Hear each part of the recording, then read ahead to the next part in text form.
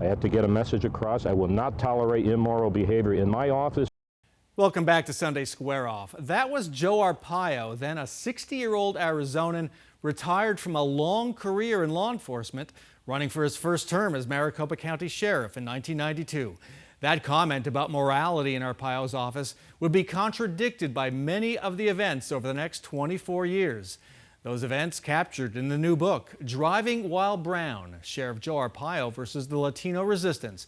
It vividly tells the story of Arpaio's rise and fall, the parallel story of the people who helped bring him down. We're continuing our conversation with co-authors Terri Greene and Jude Joffe, both longtime journalists here in Arizona. Terri, I'll start with you. Joe Arpaio spent most of his career in the federal agency that would become the Drug Enforcement Administration. How did those DEA days create the lawman who would brand himself America's toughest sheriff? They were pivotal in his development of this persona, America's toughest sheriff, and also they pivoted to his later years in law enforcement and setting the stage for Trump. Very briefly, Arpaio's dad in the 1920s comes to the United States. He's an unwanted Southern Italian immigrant. And as a child, Arpaio faces many racist slurs and taunts for his ethnicity. He starts a career in drug enforcement, disappointing his dad, who wants him to go to college. And during this career, he learns three things that we spoke of that are so pivotal. The first is that he creates characters for undercover work. And he jumps into these characters with great enthusiasm. The second is that he learns to get media attention because his father really approves of him when he gets in the media.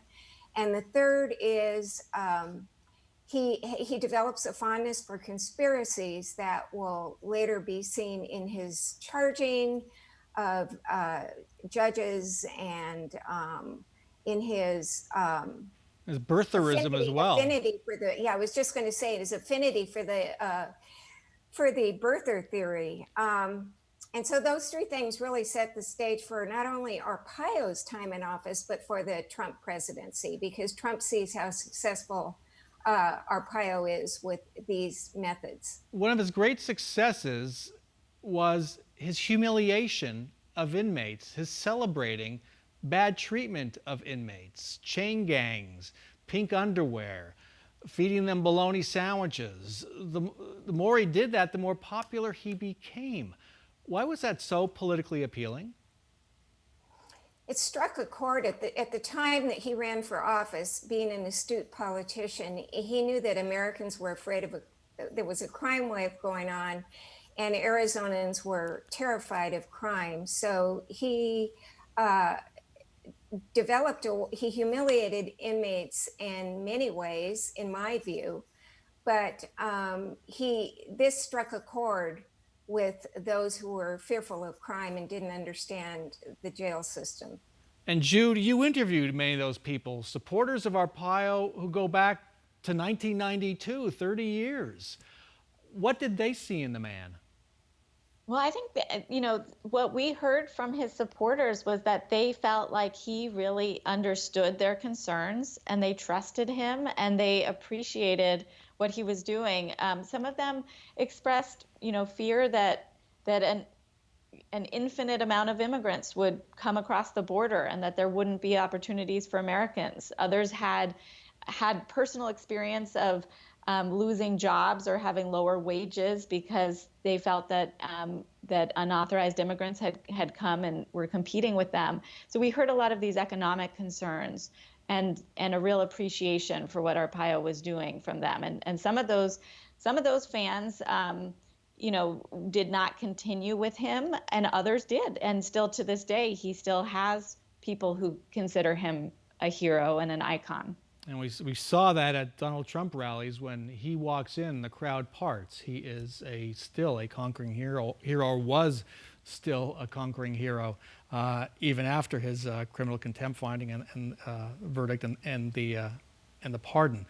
Let's wrap this up with your two takeaways from this book. What you want to leave people with after they read it? And Terri, I'll start with you. The takeaway that I would like to share is that resistance to civil rights abuses and unconstitutional policing is a long game, and it requires organizing on the streets, keeping the topic front and center in the public mind, voter engagement, and resistance in the courts as well, court actions.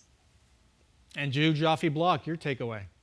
Yeah, and I think it's important for us as Arizonans to appreciate the long history that led up to this moment. That really some of the tensions that we see erupt in the Arpaio era have been brewing in the state for decades and really come in cycles. And so to recognize that as such, because frankly, some of these cycles could come again. That really is, for me, the great lesson of the book, the history lesson. This didn't just start yesterday or in 2010 with SB 1070 or in 2006 when Joe Arpaio cracked down on immigration. We have a long history of that here in Arizona. It's a great book. Best of luck, Terri Greene Sterling and Jude Joffe Block. Thanks so much for joining us. When we come back, the book was supposed to be about sugar, but it became a story of resistance. Stay with us.